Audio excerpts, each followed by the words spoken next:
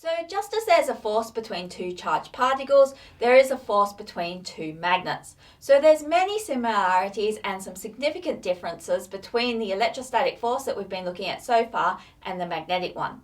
We saw that in the electrostatic case, we could have positive charges and negative charges, and that unlike charges attract each other, while like charges repel each other. Well, in the magnetic case, we can have north poles and south poles.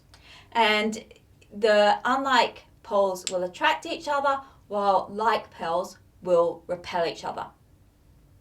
Now, a difference between the electrostatic case and the magnetic case is that if I have a positive and a negative charge, I can pull them apart and separate them. I cannot actually separate north poles from south poles. Every magnet contains both a north pole and a south pole. If I take this magnet and break it in half, then I'll induce a new south pole and a new north pole on the broken pieces of magnet, and these then attract each other as they have opposite poles. So I can't have what's known as a magnetic monopole, which is a single north pole or a single south pole. They're always found partnered together.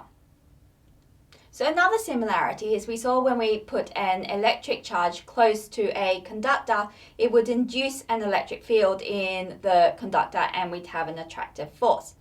This also worked with non-conducting materials, where if we put a non-conducting material inside an electric field, it would induce a polarization inside the non-conductor.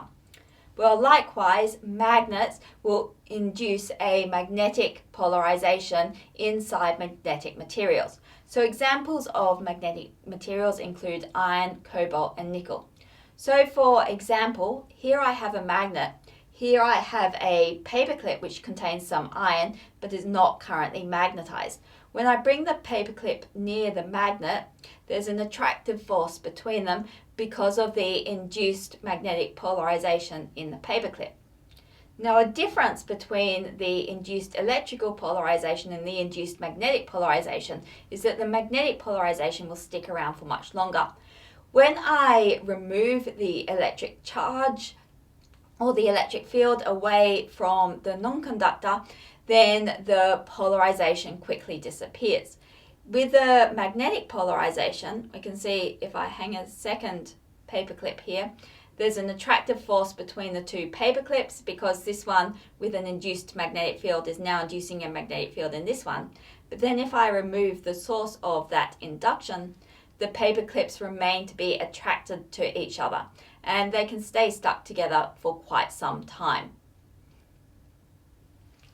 Now, we saw that a useful way to represent electric fields was with electric field lines. Similarly, a useful way to represent magnetic fields is with magnetic field lines.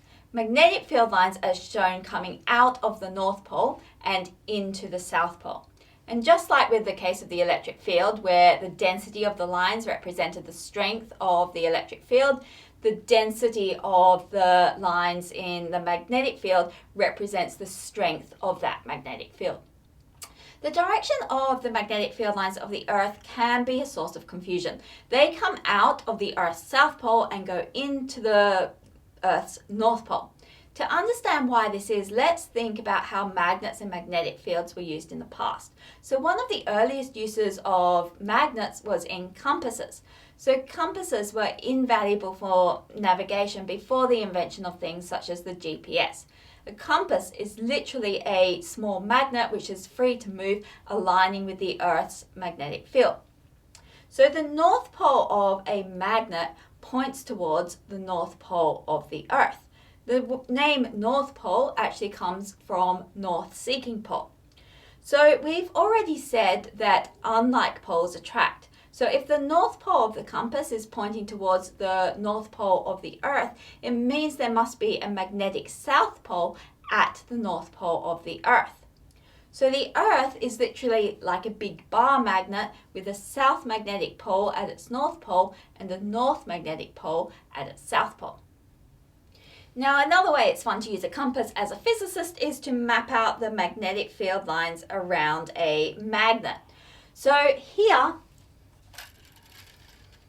I have a nice array of compass needles, and you can see that they're pointing out the direction of the magnetic field lines around this bar magnet.